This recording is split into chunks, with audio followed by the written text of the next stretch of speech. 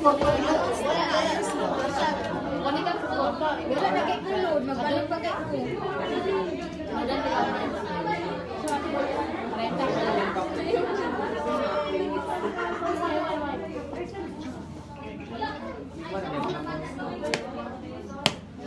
Saan kami kung hindi sa pangitan na ko. Diyan ka na din. Taglaro na may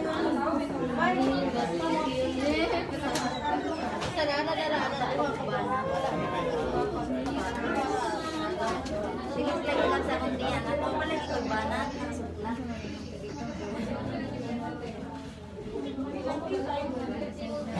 Minsan ito ko kami, pero ikaw na lang po yung mga lang. Ay mo, regular na ako. Mula kayo tinig mo. Ikaw sino mo kapag Gidaw.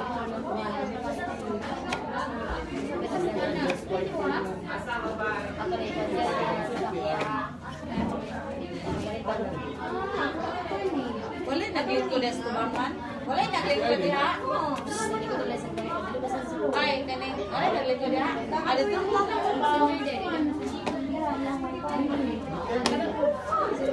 sana ni buas.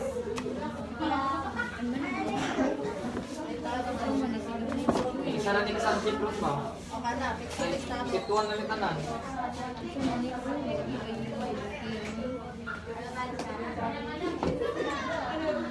Okay na, let's start. Bisa. Ah, gula pa. Gimana BTR? Enak. Number 32. Where's my phone, class?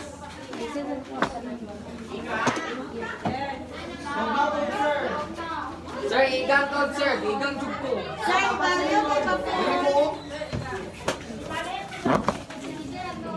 Ayaw ba? Ayaw ba? Sir, kasi ibalik mo sa baba ng kapapon. Gihok na ko. Okay, number 1 Hindi tayo magtapa kay Naman pa tayo rin 7 days. Fuck shit. Na, 15. Mabigay ko siya nga 15 pa mong bakante. 7 days.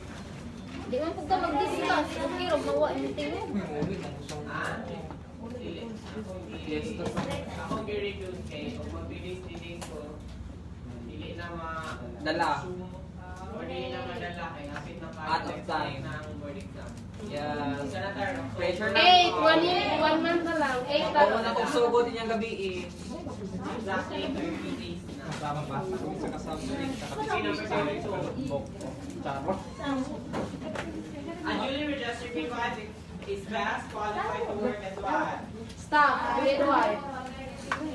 Correct is what? Stop midwife. A, staff midwife for maternity clinic. B, spa attendant. Pero mag-spa attendant nun ka. Right na kay kana. How about medical instructor advisory? No. Kasi you are a newly registered midwife. Nursing attendant, 25. Yes. Pwede, pwede. Dili siya applicable. Also Yes. remember, if you're going to work as a nursing attendant, as nursing Nursing attendant, practice. spa attendant, then you are not practicing your Midwifery. profession as a registered midwife. So wrong.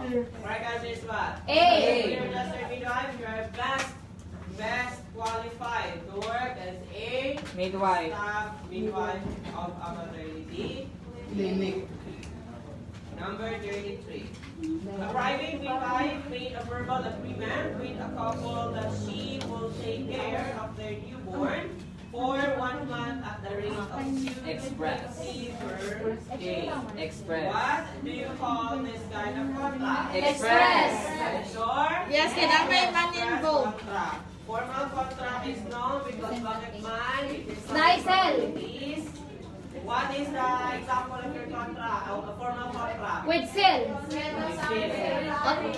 Notary. Okay, ano pa? Verbal. Written. Example nga. Long form. Marriage contract, ano pa? Long form. Contract. Birth certificate. Birth certificate. Employment. Contract man. Employment contract. Ah? Company Employment contract. Employment. Yes. Company. This, ano ba na? Saba kami mga unggoy. Ano na, kontrata ng iyo? Isa ba rin yung si Warboy? Diba? Ikaw. Ano pa? Oo, pala akong gingon.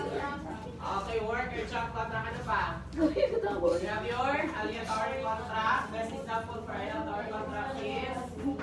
Marriage contract. Kaya sa yuta. Marriage contract. Sit mo sa yuta. Okay, gambling, ano pa? Ano yung... Sa yuta na, titolo. Amusement. Inside contracts are what? Wrong, bakit manito si Tita Sugar being pursued? Ano, Word ga-instruct not ko block po. is also wrong, bakit? Because it is not valid. Way. Or it is what? No?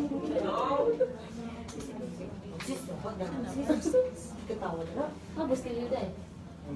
No effect. Talapsan yan.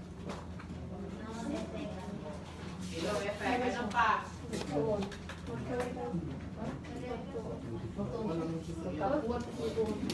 is also uncertain. Uncertain. The way of obtaining the consent is uncertain, no? On how they create the contract is uncertain. So that is void. Okay, void and voidable. 34. The most important responsibility of a midwife for ethical situation emerged in a patient care is what? Ano sabi dito? Ethical.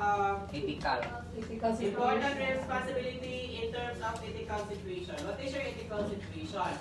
Your ethical situation is, example na that is your ethical dilemmas. Ano yung mga ethical dilemmas natin?